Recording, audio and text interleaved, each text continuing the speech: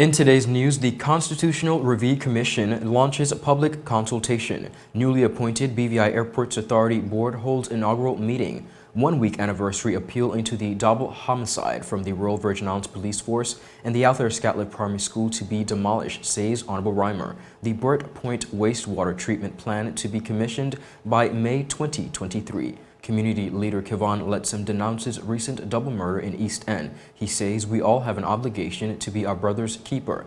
And VI delegation attends World Route 2022. In addition, Christopher and Layne are charged for burglary while incidents spike on Virgin Gorda. We have the details of this and so much more when 284 News returns.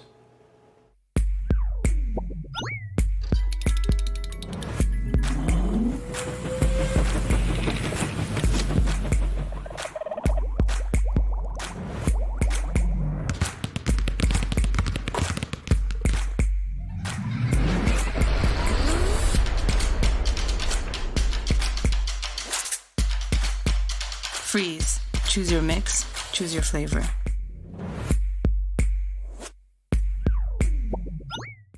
Is business slow? Cash flow down? Hosting an upcoming event? We can help. Advertise with 284 Media and take your business or event to the next level by enhancing your present marketing and messaging strategies. Allow our team of experts to create a personalized ad that sets your business apart from all the rest. This could be your business or event. So, what are you waiting for? Contact our marketing team at 284media@cctbvi.com. Advertising with us works.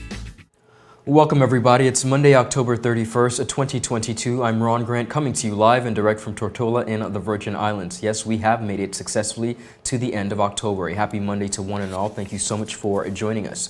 Beginning our newscast on the local scene out of the Virgin Islands. A decision has been made to demolish the structure of the Althea Scatliffe Primary School after a recent inspection of the school's building revealed concerns relating to its structural integrity, which resulted in its closure. The confirmation came from Deputy Premier of the Virgin Islands and Minister for Communications and Works, the Honorable M. Rymer, during a recent press conference. Rymer said an assessment is presently being conducted to calculate the total cost of tearing down the building. I know parents are concerned, and I've been in dialogue with the Minister for Education since it sits in my constituent, and the plan is to tear it down. The engineers, they decided that it's not safe, so we are going through the process. I think we're waiting on actually Public Works right now to be able to give us a bill of quantities to see what it will cost for us to tear it down. The Deputy Premier also revealed that the Cultural Center, which is directly adjacent to the Althea Scatliffe Primary School, will also be demolished. I know the plan is also to tear down the Cultural Center as well. That has been sitting there for quite some time. When the bill of quantities came in, it was about, I think, $75,000 at that time a few years ago. So we're hoping to revise them and be able to have those structured tear down, and the plan will be afoot to start with the rebuilding process. Access to the school's building has been restricted since Friday, June 17th, after the Ministry of Education received documents from a previously conducted inspection that highlighted several concerns pertaining to the structure of the school's building. At the time, the ministry said, and I quote, "The report recommended that the use of the school building be suspended immediately. A primary concern in the report is the structural integrity of the building. Based on this information, the ministry agrees that the best option is to err on the side of caution by prioritizing the safety of our students, faculty, and staff." Now, as a result of the development, students of the Althea Scatliffe Primary School were reassigned to other schools across the territory, and most recently in September to the Cane Garden Bay Baptist Church. Moving right along, rehabilitation works at the Burt Point Wastewater treatment plant are expected to be completed in time for the facility to be commissioned in May of 2022. Deputy Premier and Minister for Communications and Works, the Honorable M. Rymer, made this announcement once again during a sitting of the recently held House of Assembly. Now, during an update on what was unfolded since his ministry inked a $2.6 million project with Bywater International Services. Via the Ministry of Communications and Work, recently signed a contract with Bywater International Limited in the amount of $2 million $594,317.86 to repair the wastewater treatment plant at Burt Point. This contract was signed in August 2022, and the contractor subsequently received a mobilization payment in September 2022.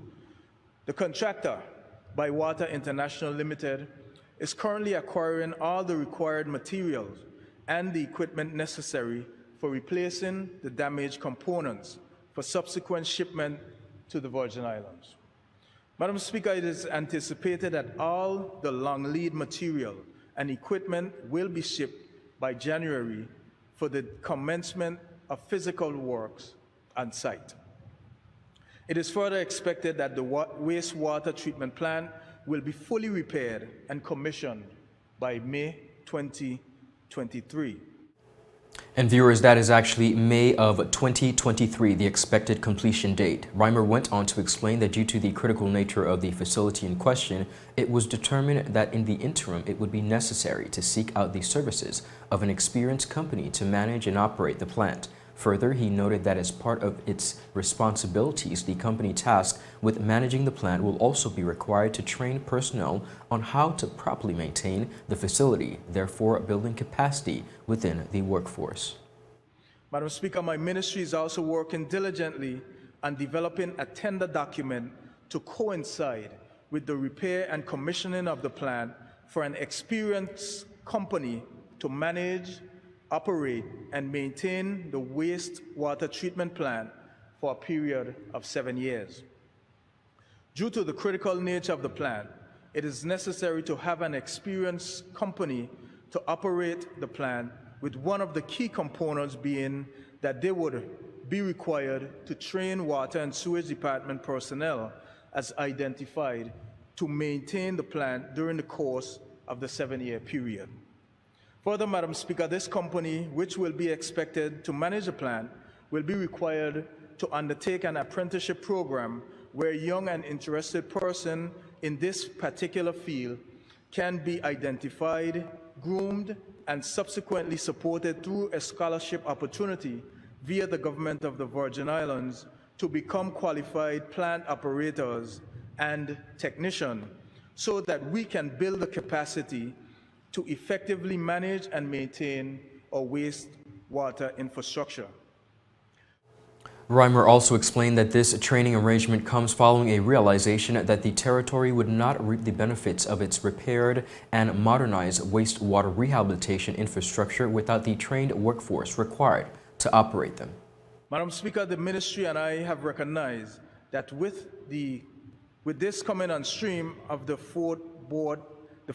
Burt Point plant, the recently commissioned King Garden Bay wastewater treatment plant, and the soon-to-be repaired Paraquita Bay wastewater treatment plant, that it is important that we not only have fully functioning plants, but that our people, particularly our young persons, can be identified, trained, educated, and developed to manage and operate these critical plants and equipment. It is for that reason, Madam Speaker, that we have allowed for a 7-year period to engage the Ministry of Education, Culture, Youth Affairs and Sports, the H.L. Stout Community College, and other institutions whereby interested persons can be identified, educated, and then trained to manage these plans. The Constitutional Review Commission will commence public consultation on the 1st of November 2022. A number of persons and small groups have earlier noted expressions of interest in meeting with the Commission. Interested persons will therefore now be able to register for daytime meetings by using the calendar on the Commission's website at yourconstitution.vg. Again, that is yourconstitution.vg. The Secretariat at the Commission will reply to confirm the meeting. Meeting spaces may be reserved from as early as Tuesday, November 1st for the entire month of November. Now, in addition, viewers, the general public meetings throughout the territory are being finalized, and more details on these, including dates, will be communicated via the Commission's website as well as throughout public announcements. The Commission's website also contains significant educational content, including copies of the relevant legislation, cases, and articles. The public is encouraged to view this information. In addition, the public is also being encouraged to submit any written comments to the Commission via the comments tools also on the Commission's website. This, they say, will ensure that comments are captured and recorded fully and accurately. It is anticipated that opportunities for both public consultation of written comments will close by mid-December. Now, the Commission looks forward, they say, to engaging with the community over the coming weeks. Meetings can be scheduled using the website from 8:30 a.m. on Monday 31st, today, October 2022, and the other features of the website will also be available as of tomorrow, November 1st, 2022. Viewers, when 284 News returns, the one-week anniversary of the dreadful double murder sees the Royal Virgin Islands Police Force appeal to the community, and Kevon Lettsome denounces recent double murder in the community of East End Long Look. He says we all have an obligation to be our brother's keeper. In addition to that, on the crime scene as well, Christopher and Layne have been charged for burglary, while incidents spike on Virgin Gorda. We'll be right back after a quick commercial break. You value traditions. You value music. You value education. Family. I love you. Service. Thank you. You're welcome. Love. Life. At Popular, we're committed to you and everything our community values. For the things you value the most, count on us. Popular. So you're saying I can ask this cat any question? The cat is connected to the computer. You just type in the question, it will read his mind. There the answer comes.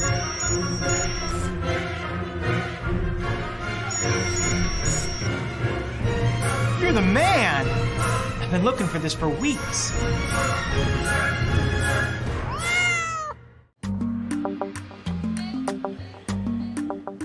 Yo, everything good, Dad? Aye. This thing got me one way, Daddy. What do you mean? Ever since I hook up with this thing, can't eat, I can't sleep. This is the first thing I touch it when I reach home. What do you really? Hey, this ain't like you, Dad, this thing got me staying home, keeping out of trouble me. Wow. What your name is? Shit. I talking about my CCT life. Don't worry about missing your favorite series, sports, news, and local programming. Come to CCT today and sign up for CCT Live to access over 80 channels. CCT Live. Bring it home. 1 month free trial turn into 5. 5 months turn into, well, you know I huff. I watching ball. I even watching football. Dad, Nickelodeon, Paw Patrol. I am hooked. Hook, I tell you. Viewers, welcome back. You're watching 284 News out of Tortola in the Virgin Islands. Thank you so much for sticking with us. Officers of the Major Crime Team made a one-week anniversary appeal for any information that could help in identifying the perpetrator or any persons connected with carrying out last Friday's double homicide. Of course, at approximately 8:30 p.m. on the evening of October 21st, shots were fired close to and around the Wayside Bar in Fat Hogs Bay, resulting in the deaths of Kawa Cornwall and Kadeem Fret. 2 other persons were injured and hospitalized in the incident. The Major Crime Team released an appeal poster to coincide with a walk-through of the crime scene, of course, on October 28. At the same time, the shooting took place last week in hopes of gathering information from persons in the area to help with the investigation. A reward for up to $20,000 is being offered for any information that will lead to the arrest and prosecution of those responsible. The families of the victims are also assisting in their efforts as well. Now, in light of the recent murders, Commissioner of Police Mark Collins has made his own appeal this week for the public's help in exposing illegal points of entry and the firearm distributions. Commissioner noted that the Royal Virgin Islands Police Force confiscated over 75 firearms with a semi-automatic assault rifle, a Glock pistol, and an imitation firearm seized just a month ago in a series of search warrants carried out on the premises in Bogus Bay, Purcell Estate, and Great Mountain. The Major Crime Team is encouraging witnesses, persons with information into the murders to come forward and please provide information. Persons can contact the unit at 368-5 368-5682. Again, that number is 368-5682. Of course, the police continue to say that all information presented will be kept in the strictest of confidence. And of course, relating to that very same murder, double murder, that is, Community Leader Kevon Lettsome recently shared his thoughts on the double murder in East End, which claimed the lives of Kawa Cornwall and Kadeem Fret, leaving, as we mentioned, 2 others injured and hospitalized by the incident. Lettsome, who has publicly expressed and declared his bid in the next general elections as a 7th district candidate, shared his thoughts via social media. Take a listen. It has now been 6 days since the heartbreaking tragedy which occurred in my community of East End Longlook within the 7th district. 6 days since families have been without their loved ones, especially sons and daughters without their fathers. My thoughts and prayers are with the families of the victims. We may never know all the reasons why this tragedy happened, but the simple fact is they should not occur. What we do know is that every day since the tragedy, the loved ones and the East End Longlook community and the people of the 7th district and surrounding businesses are in a state of unforgettable memories and pain. We also know gun violence and violence on a whole has long-lasting effects. And if there is even one thing that we all can do to prevent any of these events, we have a deep obligation in all of us to simply try. Over the past 6 days, I have thought deeply on how our country and communities in the future can reduce the epidemic of gun violence that plague my community of East End Longlook and by wider extension the District 7 community. I would like to simply encourage all residents and citizens, BVI belonger or non-belonger, to challenge all assumptions and change long-lasting perceptions by simply speaking up. We all have a role to play. We all have an obligation to be our brother's keeper. We are all aware of the complexity of these issues which strain deeply held passions and different positions. However, I still strongly believe that better policing policies and enforcement is needed to help eradicate gun violence among us, as well as proper lighting and CCTV surveillance. To add, any action that we are going to take in these Virgin Islands, we have to start from our communities and inside the hearts with full participation of citizens in solving these tragedies. And simply doing nothing can no longer be an excuse. It is important for all legislatures, law enforcement agencies, and community to work together, focusing on enforcement and ensuring that adequate resources are at their disposal.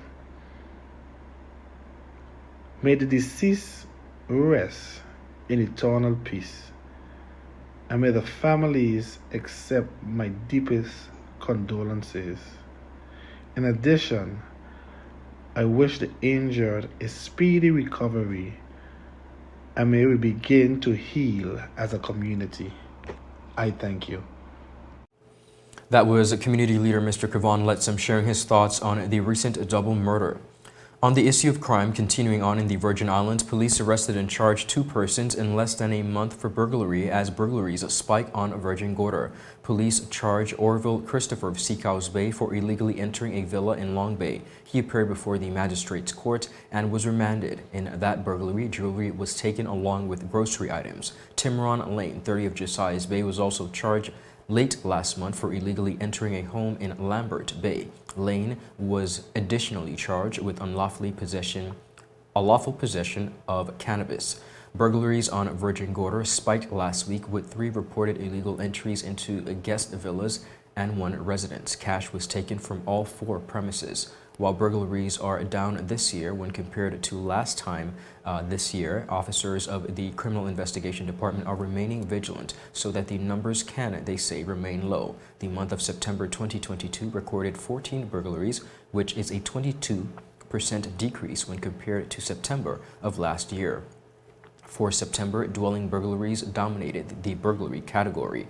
The Royal Virgin Islands Police Force is asking the public to make the necessary security checks around their premises and install security cameras where necessary to help in detecting trespassers. Guys, when 284 News returns, VI delegation attends World Route 2022 and newly appointed BVI Airports Authority Board holds inaugural meeting. We'll be right back after a quick commercial break. Introducing a show poised to help guide modern-day men into 21st century distinguished gentlemen.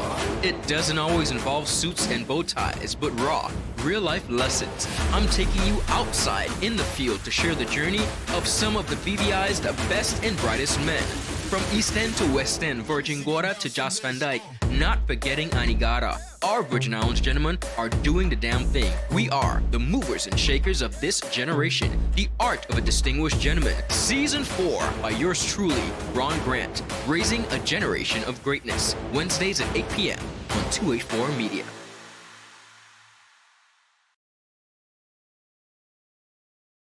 The wait is over.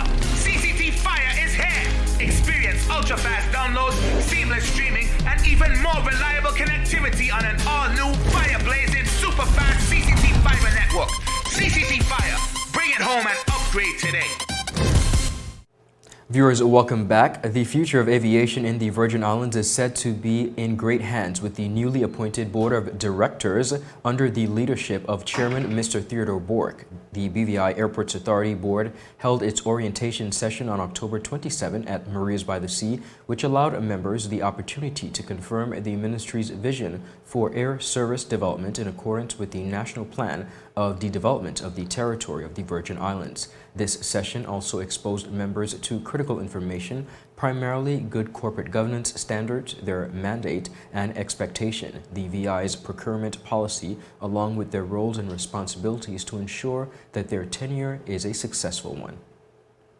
Deputy Premier and Minister for Communications and Works, the Honorable Rymer, told the new board members that increasing and enhancing connectivity to the territory with the current facilities is of paramount importance. Honorable Rymer said, and I quote, "I am confident that we have selected the best complement of members to take the mandate forward through an unbiased and transparent process. I'm here to support you as you continue to build on the foundation already laid with the single goal in mind of developing and modernizing the system of airports within the territory and increasing airlift.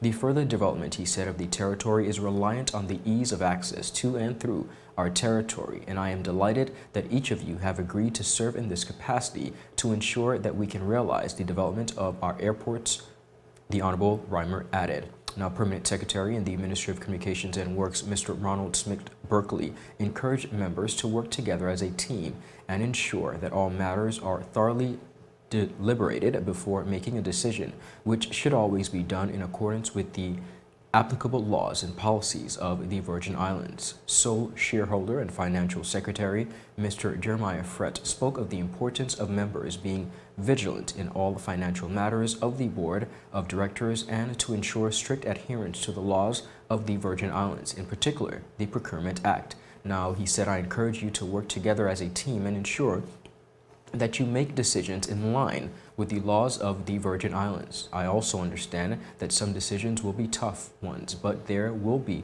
necessary ones to ensure the success and further growth of the organizations. Chairman Mr. Theodore Burke pledged to execute the mandate and vision of the ministry at the board's level and said he was extremely committed to lead the board in a fair and transparent manner and to adhere to the 21st century best practices in good corporate governance standards. Now, viewers, members too pledge their full support and commitment to upholding good corporate governance standards during their tenure.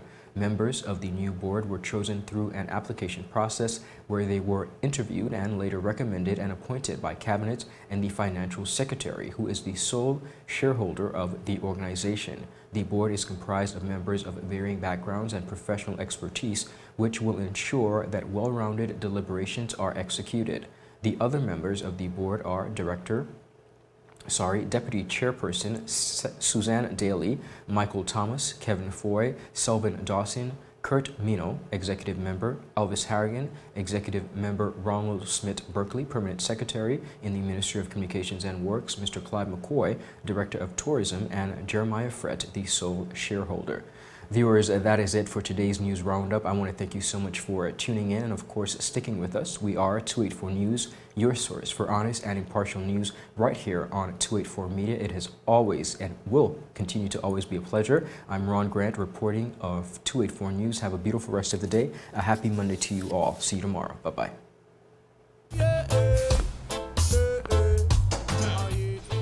Father Jesus, that line here long like church service. Alright, do enjoy the rest of the day. Next customer line, please. Wait, hold on a second. Yes, Sonny boy, come, yes, son. Good morning. Good morning, Sonny boy. Hold on there. You must have cut front of people. It's okay, I'll take care of it. What? No man to take care of me. How may I assist you?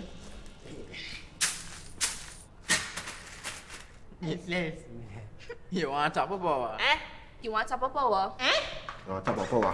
Join the prepaid party with CCT and enjoy more affordable data plans, more top-up promotions, more savings with hero bundles, and more value for your money each and every Tuesday with Top Up Turn Up Tuesday. Visit a CCT store today or anywhere CCT Top Up is sold and top up your phone. 5, 10, 15, 20, 25, 30. You want top up or what?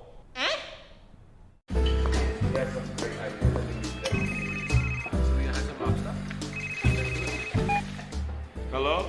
Wait, you're the lounge and care? You say you were sick? What happened to our wedding rehearsal? No, babe. I'm actually watching the news right now. Take a listen. Topping our newscast today, UFOs seen around Tortola Pier Park. And District 3 residents outraged over no water supply. They simply cannot bathe. These and more stories when 284 News returns. Alright, babe, just get some rest, take 2 Advil, and I'll see you later. Bye! Okay, honey. I see you later. I love you. It's clear to see that Coconut Lounge is a place to be, the coolest cocktail lounge in the British Virgin Islands. A lounge like no other, with welcoming, professional service, and a breathtaking ambiance. Not forgetting a diverse selection of wines, beers, and signature cocktails. Cozy, comfortable, contemporary. Coconut Lounge at Tortola Pier Park. Visit us today. Brilliant Hands and Minds Tutoring Services. One-on-one tutorials in math and English, intense homework assistance, academic enrichment, school projects, effective communication and public speaking development, sign language for adults and children on Saturdays only. Registered with the Virgin Islands High School Certificate Program, Brilliant Hands and Minds can help you too. Offering intense curriculum-based training to help you or your loved ones get their